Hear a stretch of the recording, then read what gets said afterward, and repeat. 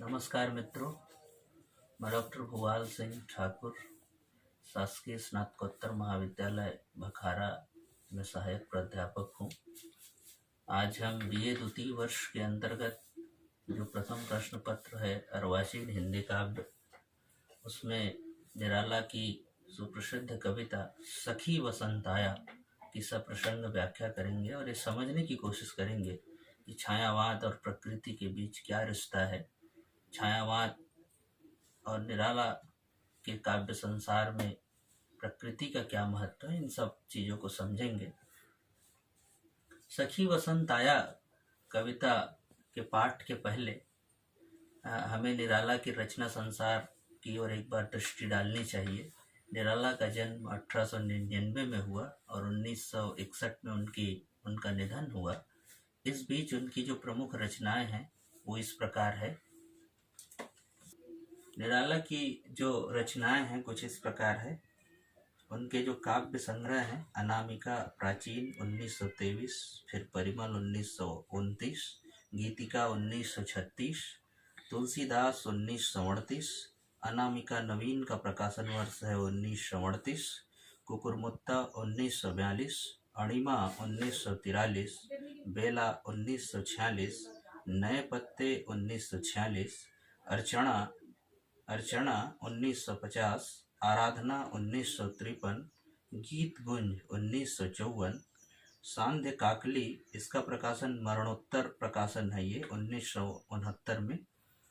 निराला के जो उपन्यास हैं कुछ इस प्रकार है। अप्सरा 1931, अलका 1933, प्रभावती 1936, निरुपमा 1937, चोटी की पकड़ 1946, काले कारनामे 1950 के जो कहानी संग्रह है लिली 1930, सुकुल की बीवी 1941। उन्होंने संस्मरण जीवनी भी लिखे कुछ इस प्रकार हैं। कुल्ली भाट 1939, बिल्लेसुर बकरिया 1942 और उनके समीक्षा ग्रंथ कुछ इस प्रकार हैं। रविंद्र कविता कानन, पंत और पल्लव, इसका प्रकाशन 1928 में हुआ। प्रिय विद्यार्थियों, अब हम सखी वसंत आया कविता का पाठ करते हैं। कविता का शीर्षक है सखी वसंत आया। इस कविता में वसंत के आगमन का वर्णन है। वसंत का जब आगमन होता है तो किस तरीके की परिवर्तन प्रकृति में लक्षित होते हैं, उन सब चीज़ों को निराला दिखा रहे हैं और मनुष्य और प्रकृति के रिश्ते को नए सिरे से संदर्भित कर रहे हैं। कविता कुछ इस प्रकार है।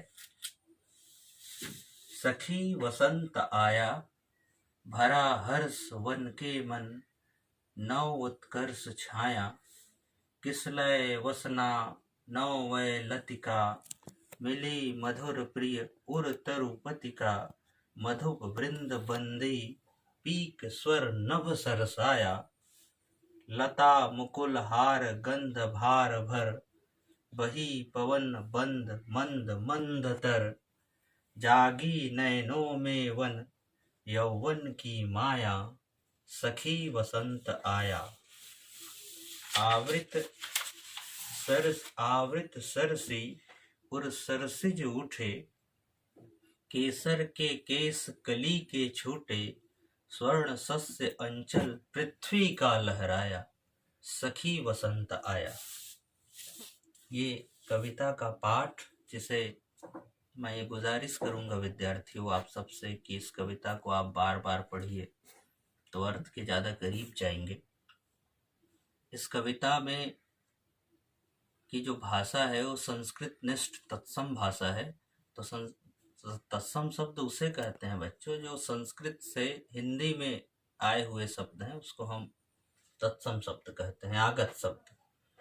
तो संस्कृत से जो हिंदी में आए हुए जो शब्द हैं तत्सम शब्द। तो इस कविता का जो गठन है, कविता का जो बंध है, वो उसमें तत्सम शब्दों की प्रधानता है।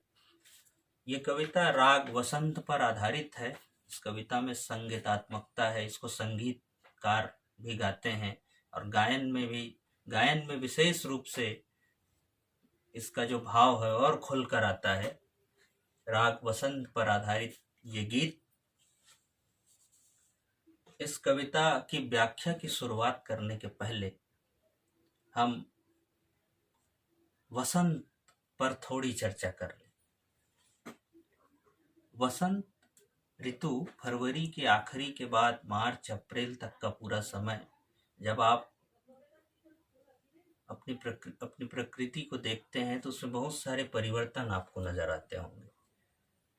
आम के बौर आ गए हैं, पलाश फूल गए हैं, और सब तरफ कोयल की कूक आपको सुनाई देंगी, कमल दिखाई देंगे तालाब में, लताएं वृक्ष के ऊपर चढ़ी हुई दिखाई देंगी, केसर दिखाई देंगे। सब तरफ प्रकृति में फूल पत्तियां, सब तरफ एक यौवन, एक प्रकृति की जवानी का महीना है।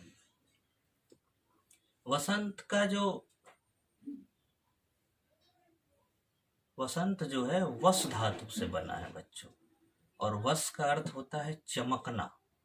तो जब प्रकृति में चारों ओर चमक हो, अर्थात प्रकृति में सब ओर ताजगी हो, सब तरफ नयापन हो, उस महीने को हम वसंत कहते हैं। वसंत का एक अर्थ पुष्प गुच्छ भी होता है। वसंत को पुष्प गुच्छ भी कहते हैं। वसंत मिलन का भी महीना है। वसंत सब तरफ खुशियों का महीना है। और वसंत एक अर्थ में दुख से उबरकर सुख में आने का भी महीना है। पतझड़ की समाप्ति और फिर वसंत का जो आगमन है, तो हम जिंदगी में जूझने के बाद उस लक्ष्य को प्राप्त करते हैं। तो एक तरीके से जिजीविषा का भी महीना है कि हमने उन दुख के पलों में संघर्ष किया और आज हम सुखमय स्थिति में आए। तो एक तरीके से ये महीना जो है, वसंत का जो महीना है, एक तरीके से उत्सव धर्मिता का महीना है, एक तरह से आशा का महीना है। उन सब बातों को निराला इसमें बताते चलते हैं। छत्तीसगढ़ के लोक जीवन को संदर्भित करते हुए एक प्रसिद्ध गीत है। उस गीत की पंक्तियां आप लोग सुने होंगे। लक्ष्मण मस्तुरिया लिखते हैं, मन डोलय रे मांग फगुनवा, रस घोलय रे मांग फगुनवा, राजा असन दिखे मोरे आमा, रानी सरिक पर सफुलवा, मन डोलय रे मांग फगुनवा। राजा के समान जो बौर है, आम के बौर है, और राजा के समान दिखाई दे रहे हैं, और जो पलाश के जो टेसू है, जो पलाश के फूल है, जो परसा के फूल हैं, वो रानी के समान दिखाई दे रहे हैं। तो आप समझ गए होंगे कि किस तरीके की स्थितियां है। होली का पर्व और वसंत पंचमी का पर्व, ये सारे पर्व हम वसंत महीना में ही, वसंत ऋतु में ही संपन्न करते हैं। वसंत के साथ एक विशेष बात निराला के जीवन का ये है बच्चों, कि जितनी ऋतुएं हैं उनमें वसंत ऋतु की जब कविताएं निराला लिखते हैं, स्वयं घोषित करते हैं निराला, मैं हूं वसंत का अग्रदूत। और एक जगह और लिखते हैं, अभी न होगा मेरा अंत। निराला के जीवन में जीवन कठिनाइयों से भरा रहा। असमय पत्नी का निधन, पुत्री सरोज का निधन, उनकी रचनाओं का बार बार लौटाया जाना, और वो सारी दुखद स्थितियां जिसको आप निराला की साहित्य साधना, रामविलास शर्मा जी एक बेशकीमती किताब लिखे हैं निराला की साहित्य साधना 3 खंडों में, कि जो उनको जब उस किताब को जब आप पढ़ेंगे तो आपको लगेगा कि निराला का जीवन कितनी कठिनाइयों से भरा था। लेकिन निराला इन सब टूटन वाली स्थितियों के बावजूद ऋतुओं से ऊर्जा लेते हैं, प्रकृति से ऊर्जा लेते हैं, और प्रकृति से ऊर्जा लेकर निरंतर मैं हूं वसंत का अग्रदूत, वसंत का मैं दूत हूं, ये घोषित करते हैं। एक दिलचस्प प्रसंग है वसंत के संदर्भ में। उनके मित्र थे दुलारे लाल भार्गव, जो लखनऊ से माधुरी और सुधा नाम की पत्रिका निकालते थे, और गंगा पुस्तक माला का एक कार्यक्रम कर रहे थे। वसंत पंचमी के दिन उनका जन्मदिन भी हुआ था, दुलारे लाल भार्गव जी का। 1930 की बात है। रामविलास शर्मा जी इसको विशेष रूप से कोट किए हैं अपनी किताब में। तो उस कार्यक्रम में गंगा पुस्तक माला का एक कार्यक्रम हुआ जिसमें जन्मोत्सव मनाए दुलारे लाल भार्गव जी। उसमें निबंध पढ़ते हुए निराला ने घोषित किया कि मेरा जन्मदिन जिस दिन भी हुआ है ये मैं नहीं जानता, मेरा जन्मदिन वसंत पंचमी के दिन मनाया जाए। और उस दिन से निराला जी का जन्म दिन वसंत पंचमी के दिन रूप में मनाया जाने लगा। उन्होंने जो भाग्य की लिपि थी उनको अपने निर्णय की लिपि से बदल दिया। ये उनकी स्वतंत्रता का द्योतक है। और इसी चीज को देखकर सुप्रसिद्ध साहित्यकार थे गंगा प्रसाद पांडे जी ने उन्हें महाप्राण कहा था, इसी घटना के कारण। तो ये सब बातें हैं। वे माँ सरस्वती वसंत ऋतु से इतने प्रभावित थे निराला कि वसंत पंचमी का जो श्रेष्ठ गीत है वरदे वीणा वादनी वरदे, निराला उस पे लिखते हैं। और वसंत का एक अर्थ होता है क्रांति, एक अर्थ होता है विद्रोह, और मूल अर्थ में वसंत परिवर्तन का ऋतु है। जो पतझड़ है उसके बाद बहार का ऋतु है। तो निराला का पूरा जीवन विद्रोह का जीवन रहा, पूरा जीवन परिवर्तन का जीवन रहा। जहां पर परतंत्रता थी वहां पर स्वतंत्रता, जहां पर छंद का बंधन था उसे तोड़कर मुक्त छंद के प्रवर्तक हुए। तो निराला का पूरा जीवन संसार, वसंत के अग्रदूत का जो जीवन संसार है, वो अग्रदूत का जीवन संसार पूरी तरीके से वसंत से जुड़ाव का संसार है। इतने ही नहीं, निराला के जीवन का वसंत या परिवर्तन के प्रति जो गंभीर ललक थी वो हमें दिखाई पड़ता है राम की शक्ति पूजा जैसी कविताओं में, या सरोज स्मृति जैसी कविताओं में, या तुलसीदास जैसी कविताओं में। वो राम को भगवान के रूप में चित्रित नहीं करते, एक सामान्य इंसान की तरह चित्रित करते हैं। अपनी आत्मकथा स्वयं लिखते हैं और सरोज के ऊपर लिखते हैं, सरोज के जीवन के ऊपर सरोज स्मृति लिखते हैं। तो कहीं से और हीरो को, नायक को नहीं ला रहे हैं, अपने जीवन की कहानी बता रहे हैं। दुखी जीवन की कथा रही, क्या कहूं आज जो नहीं कही, ये सब बातें आते हैं। तो लीक से हटकर, लीक लीक गाड़ी चले, लीक ही चले कपूत, लीक छोड़ तीनों चले, शायर सिंह सपूत। तो निराला के जीवन में जो बसंत का प्रभाव है वो लीक छोड़कर चलने वाला प्रभाव है। तो ये सारी चीजें वसंत से संबंधित है। एक महत्वपूर्ण चीज हम सप्रसंग व्याख्या के पहले ये जान ले, आचार्य रामचंद्र शुक्ल इसी समय के हैं, छायावाद के दौर के सर्वश्रेष्ठ आलोचक और सबसे बड़े इतिहासकार हमारे हिंदी के। वो लोभ और प्रीति नाम के निबंध में लिखते हैं कि जिस व्यक्ति को अपने देश के नदी नाले पहाड़, अपने देश के किसान, अपने देश में रहने वाली जनता से जितना ज्यादा प्रेम होगा वो व्यक्ति उतना ही देश प्रेम के करीब होगा। बिना परिचय के प्रेम हो नहीं सकता। तो इस कविता में निराला का प्रकृति के प्रति जो प्रेम है, कहीं ना कहीं वो प्रेम प्रकृति प्रेम के साथ वो देश प्रेम का भी उदाहरण है, क्योंकि अपने देश के प्रकृति से जुड़ा हुआ कवि है। शुक्ल जी की जो स्थापना है उसको निराला अपनी कविताओं में सही साबित करके दिखाते हैं। अब एक चीज, अब हम कविता पे आ जाते हैं, उसके बाद नामवर सिंह जी इस विषय में क्या कहते हैं कविता के माध्यम से हम बात करेंगे। इस कविता की प्रथम पंक्ति है, सखी वसंत आया। शुरू में ही ये आभास मिलने लगता है, आभास नहीं स्पष्टता से दिखाई दे रहा है बच्चों, कि एक सखी दूसरे सखी से कह रही है कि हे सखी, वसंत ऋतु का आगमन हो चुका है, भरा हर्ष वन के मन। और वन के मन में, पूरे वन प्रांतर में, पूरे वन प्रदेश में नव उत्कर्ष छाया, नया उत्कर्ष छाया हुआ है। और क्यों ना छाए नया उत्कर्ष, सब तरफ नए नए पत्ते, कोपल, रस, गंध, वर्ण, स्पर्श, जितनी भी चीजें हैं जो खुशियां प्रदान करती है हमारी आंखों को, हमारे जीवन को, और मानव और मानवेतर जीवों को, सभी चीजें वसंत ऋतु में हमें दिखाई दे रहे हैं। तो एक सखी दूसरे सखी से कह रही है कि सब तरफ हर्ष है, सब तरफ खुशी है, क्योंकि वन के मन में अब एक नई तरीके की खुशी नजर आ रही है, क्योंकि वसंत का आगमन हो चुका है। कविता का अगला बंद है, किसलय वसना नव वय लतिका, मिली मधुर प्रिय उर तरुपतिका, मधुप वृंद बंदी पीक स्वर नभ सरसाया। किसलय का अर्थ होता है कोपल, जो नए पत्ते, लाल लाल जो नए पत्ते दिखाई देते हैं बच्चों, उसको किसलय कहते हैं। वसना का अर्थ होता है वस्त्र। नव वय, नव वय मतलब नई आयु वाली, मतलब नव यौवना, लतिका, लतिका मतलब लता।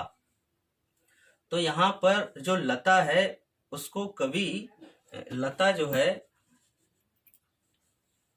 नए नवीन कोपलों का वस्त्र धारण की हुई है जो लता, और वो उसको, लता को नव युवती का प्रतीक बता रहे हैं निराला। पहले आप इस तरीके से समझिए कि जो लता है वो नवीन वस्त्र, किसलय मतलब नवीन पत्तों का वस्त्र धारण की हुई है। मिली मधुर प्रिय उर तरुपति का, और अपने प्रिय, जिसको, जिससे मुलाकात के बाद अपने जीवन को सबसे मधुर क्षण मानती है, कौन? लता।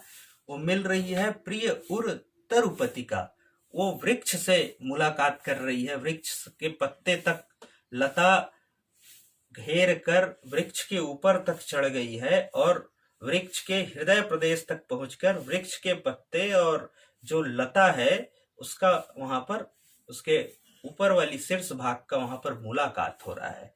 तो यहाँ पर लता नव युवती का प्रतीक है, और जो तरु अर्थात वृक्ष है वो एक युवा का प्रतीक है। तो एक नव युवती और एक नवयुवक का मिलन हो रहा है अगर हम मानवीकरण करते हैं तो, और लता के रूप में देखते हैं और वृक्ष के रूप में देखते हैं तो ये अर्थ होगा मधु। और इस दृश्य को देखकर वसंत के आगमन के बाद वसंत का जो दूत है, वसंत का दूत माना गया है मधुप को, मधुप मतलब भंवरे, और वसंत का दूत माना गया है कोयल को। अब उनकी क्या स्थिति है, वो वसंत आगमन के बाद किस तरीके से अपनी इस उत्सव को मना रहे हैं ये देखिए। मधुप वृंद बंदी, भंवरों का जो समूह है वो वसंत के आगमन के लिए, आगमन के पश्चात वसंत का स्वागत कर रहे हैं, और उनका गुंजार, पुष्पों पर जो गुंजार कर रहे हैं, फूलों पर, वो ऐसा लग रहा है वो स्वर जैसे वो बंदी गान कर रहे हैं। पीक स्वर नभ सरसाया, पीक का अर्थ होता है कोयल, कोयल कूक रही है, और कोयल का कूकना ऐसा, कोयल की जो कूक है, कोयल की जो प्रिय ध्वनि है, सरस ध्वनि है, जिसके कारण आकाश, सब तरफ आकाश का जो वातावरण है वो सरस हो गया है। इस तरह कोपले आ गई है, लता में खुशियां है, अपने प्रिय तरु से मुलाकात हो रही है, मधुप वृंद, भंवरों का समूह गान कर रहे हैं, और कोयल कूक रही है। यहाँ तक का अर्थ ये है। फिर आप दोहराए, सखी वसंत आया, मतलब वसंत के आगमन के पश्चात ये सारी स्थितियां निर्मित हो रही है। अगला बंद है, लता मुकुल हार गंध भार भर।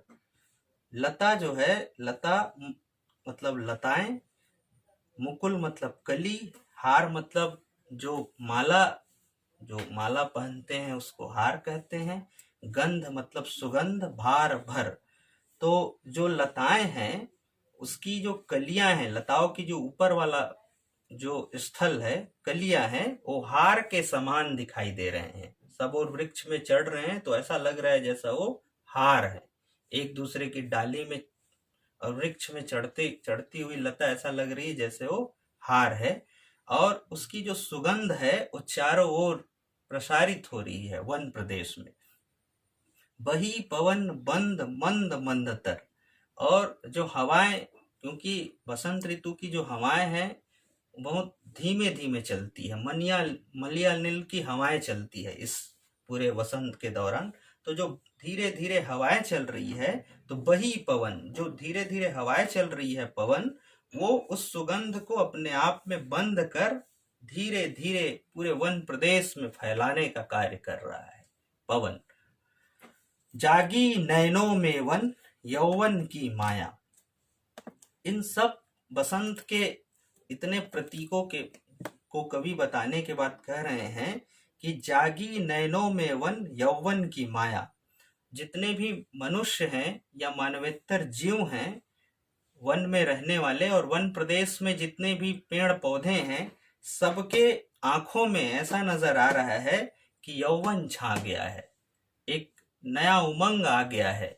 और जो खुशियां भंवरे, कोयल, लताएं और वृक्ष अनुभव कर रहे हैं, उन्हीं खुशियों को समस्त मानव और मानवेतर जीव भी उस खुशी को महसूस कर रहे हैं और उन यौवन की माया छा गई है। यौवन की यहाँ पर जो माया है, इस माया का संबंध आत्मा परमात्मा वाली चीजों से नहीं है, इस माया का संबंध लौकिकता से है। मतलब व्यक्ति जीवन से प्रेम करना सीख रहा है, जो प्रकृति के विभिन्न उपादान हैं उसको देखकर उनके जीवन में भी आशा और उत्साह आ रहा है। यहाँ पर थोड़ा सी रुकने की जरूरत है इस पंक्ति में। वसंत की आशा से और वसंत में भरे हुए रस से निराला का जो उबड़ खाबड़ जीवन था उसे वो सरस बनाते हैं और वसंत से वो एक जीवनी शक्ति खींचते हैं, जिसे हजारी प्रसाद द्विवेदी अपने निबंध में कहते हैं, वसंत आता नहीं ले आया जाता है। वसंत आ गया निबंध है तो वसंत आता नहीं, वसंत ले आया जाता है। तो वसंत जो है इच्छा शक्ति का परिणाम है और निराला उस वसंत की इच्छा शक्ति को अपनी भीतरी जीवन शक्ति में तब्दील करते हैं और वसंत की कविताएं लिखते हुए जीवन के जो खुरदुरे और कठिन पक्ष हैं उसे वो सरस बनाते हैं। अगला बंद है इसी कविता का। आवृत सरसी उर सरसिज उठे, आवृत सरसी उर सरसिज उठे। आवृत मतलब चारों ओर से घिरा हुआ, सरसी का अर्थ होता है सरोवर या आप तालाब कह सकते हैं, उर मतलब हृदय, सरसिज मतलब होता है कमल। तो तालाब के बीचों बीच, तालाब के हृदय क्षेत्र में कमल खिले हुए हैं, कमल उठकर खिले हुए हैं, कमल का जो नाल है ऐसे उठकर वो खिले हुए हैं और तालाब के बीच को घेरा, तालाब के बीच में एक घेरा बनाए हुए हैं, आवृत किए हुए हैं। केसर के केस कली के छूटे, केसर चारों ओर केसर की सुगंध बिखरने लगती है वसंत के महीने में, तो केसर के केस कली के छूटे, केसर की जो कलियां है वो मुक्त हो गई है, उसकी कली आजाद हो गई है और उसके जो कण हैं वो नीचे झर रहे हैं। तो केसर की कलियां छूट गई है और वो ऐसे नजर आ रहे हैं जैसे वो केस है, बसंत का केस, मतलब लंबे बाल हैं। पहले अमिधार्थ अर्थ कर रहा हूं, उसके विशेष अर्थ है इन 4 पंक्तियों का, उस पर हम थोड़ी समय में बात करेंगे। स्वर्ण सस्य अंचल पृथ्वी का लहराया, इस महीने में गेहूं की फसल के कारण पृथ्वी का जो आंचल है सुनहरी रंग का दिखाई दे रहा है, जिसे कवि कह रहे हैं स्वर्ण सस्य अंचल पृथ्वी का लहराया। तो गेहूं की फसल के कारण पृथ्वी का स्वर्णिम आंचल लहरा रहा है। ये तो एक सामान्य अर्थ हुआ। आवृत सरसी उर सरसिज उठे, केसर के केस कली के छूटे, स्वर्ण सस्य अंचल पृथ्वी का लहराया, सखी वसंत आया।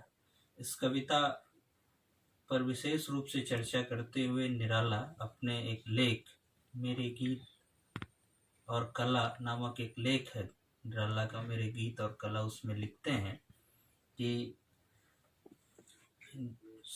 जो इनमें अगर वसंत और फिर प्रकृति और इसको एक नव यौवना मान लिया जाए, एक स्त्री के रूप में, नव यौवना स्त्री के रूप में इसको दिखाते हैं, तो नव यौवना स्त्री के हृदय क्षेत्र में कमल के समान उनके अंगों में परिवर्तन दिखाई दे रहा है और केसर के केस कली के छूटे, उस नव यौवना के लंबे बाल खुल गए हैं, अर्थात और नव यौवना के लंबे बाल खुलने के बाद जिस तरह केसर का मुख मधु की ओर होता है, उसी तरह नव यौवना का मुख दुनिया की ओर ना होकर प्रिय की ओर है।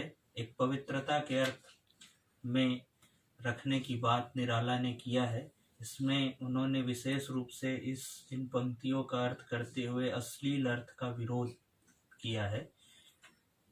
स्वर्ण सस्य अंचल पृथ्वी का लहराया, और उनका नीचे का जो आंचल है, शरीर के 3 हिस्से, एक उनके सिर का हिस्सा जिधर जिसे केसर के रूप में चित्रित करते हैं लंबे बालों का, एक उनके हृदय प्रदेश जिनमें जिनमें जो परिवर्तन दिखाई दे रहे हैं नव यौवना का शारीरिक परिवर्तन, उसे वो दिखाते हैं, और शरीर के निचले हिस्से का जो परिवर्तन दिखा रहे हैं कि उनका जो आंचल है, वो सुनहरी रंग का जो आंचल है, वो उनके आंचल में उनको उनकी तुलना पृथ्वी से कर रहे हैं। तो यहाँ पर एक स्त्री है जिनके शरीर में आए परिवर्तनों को, खुले हुए केस को और उभार को और उनके आंचल की सौंदर्य को निराला दिखाते चलते हैं, और काफ़ी संयम के साथ इस कविता को लिखते हैं।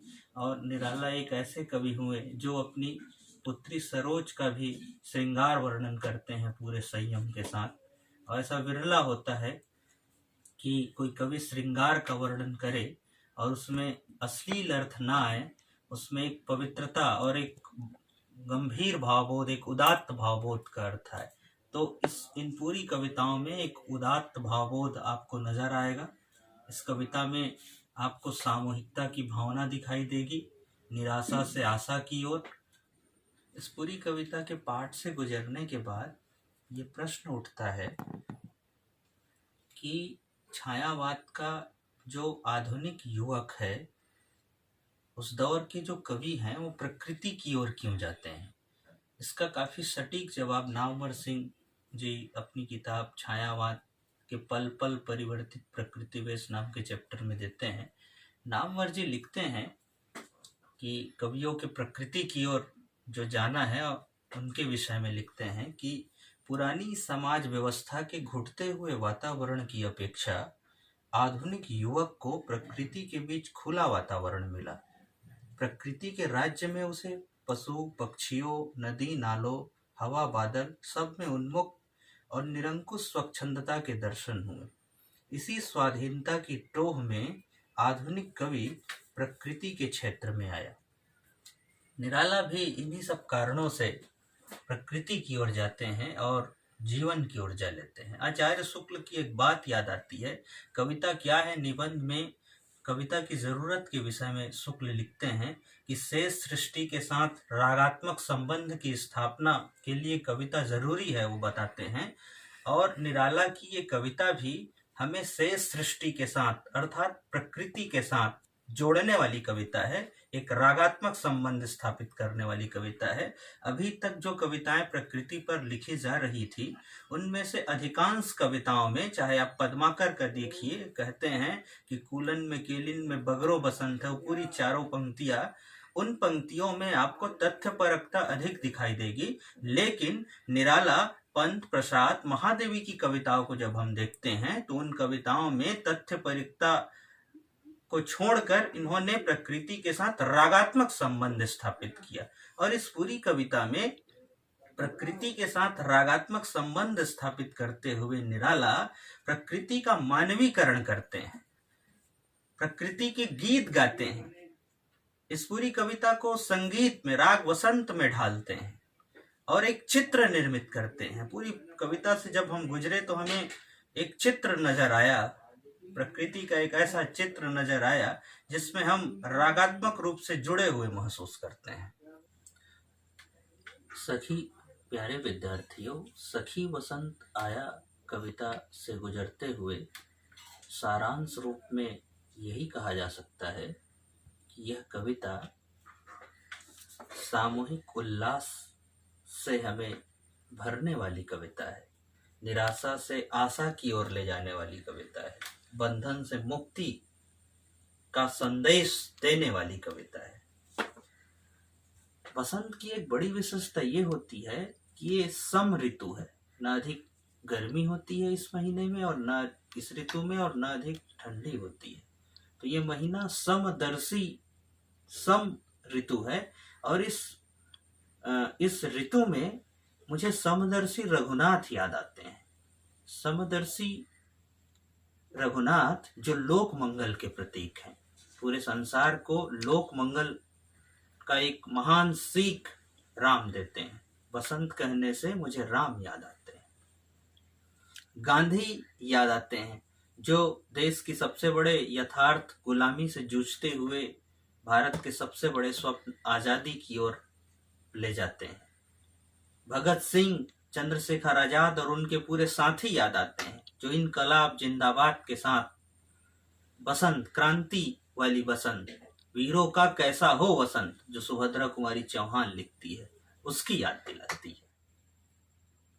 इस कविता से गुजरते हुए बुद्ध याद आते हैं, जो करुणा का संदेशवाहक है, अपदीपो भव के महान संदेशवाहक, जो हिंसा के मार्ग को छोड़कर अहिंसा और करुणा का संदेश देते हैं।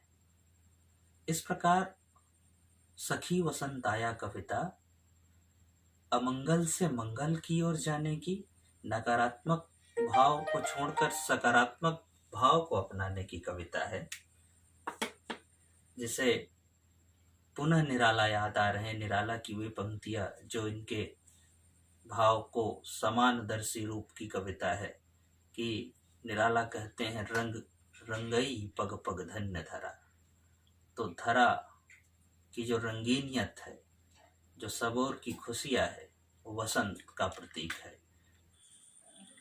छायावादी कविताओं की व्याख्या के लिए ये जरूरी है कि आपके पास शब्दकोश हो, क्योंकि बिना कोश की मदद के आप तत्सम के जो कठिन शब्द आए हैं उसके अर्थ करने में बहुत आपको परेशानी का सामना करना पड़ेगा। तो आपसे अपेक्षा है कि कोई भी शब्दकोश आप रखिए। अगर हो सके तो एक शब्दकोश मैं दिखा रहा हूँ, ये सबसे प्रामाणिक शब्दकोश है, इसका नाम है बृहत हिंदी कोश, और इसके संपादक हैं कालिका प्रसाद और राजवल्लभ सहाय। ये अगर हो सके ज्ञान मंडल लिमिटेड वाराणसी से प्रकाशित है।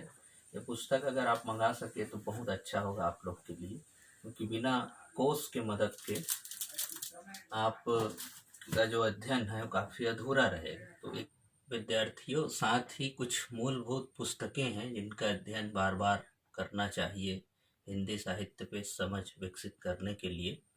बीए द्वितीय वर्ष जो टेक्स्ट बुक है आपकी अर्वाचीन हिंदी काव्य, जिसके प्रधान संपादक राजेंद्र मिश्र जी हैं और सह संपादक जयप्रकाश साव जी हैं। इस किताब की जो भूमिका है, अर्वाचीन हिंदी काव्य की भूमिका और जो गद्य नाटक की जो भूमिका है, निबंध नाटकों से संबंधित जो दूसरे पेपर की भूमिका है, उसे ध्यानपूर्वक पढ़िए। ये बहुत मेहनत से संपादित की गई किताब है और एक अच्छी किताब है। इस टेक्स्ट बुक को आपको बार बार पढ़नी चाहिए, इसकी भूमिका को एक स्पष्ट समझ के लिए। साथ ही हिंदी साहित्य का सरल इतिहास विश्वनाथ त्रिपाठी की किताब है, ये पढ़िए।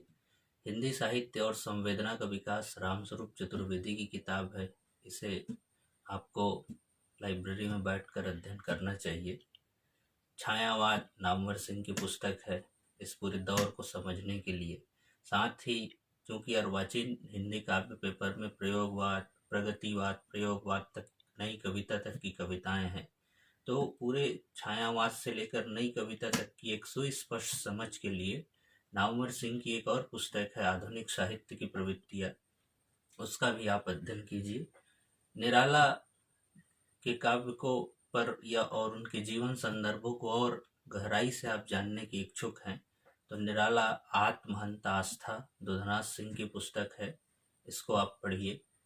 निराला के संपूर्ण जीवन संदर्भों को समझने के लिए आप रामविलास शर्मा जी की दुर्लभ कृति जो निराला की जीवनी है, निराला की साहित्य साधना 3 खंडों की पुस्तक है, इसे आप पढ़िए। और इन पुस्तकों की मदद से आप अर्वाचीन हिंदी काव्य में और उस पूरे परिदृश्य में एक स्पष्ट समझ बना सकते हैं और आने वाले समय में जो भी परीक्षाएं आप देंगे उसमें ये मददगार साबित होगी। धन्यवाद विद्यार्थियों।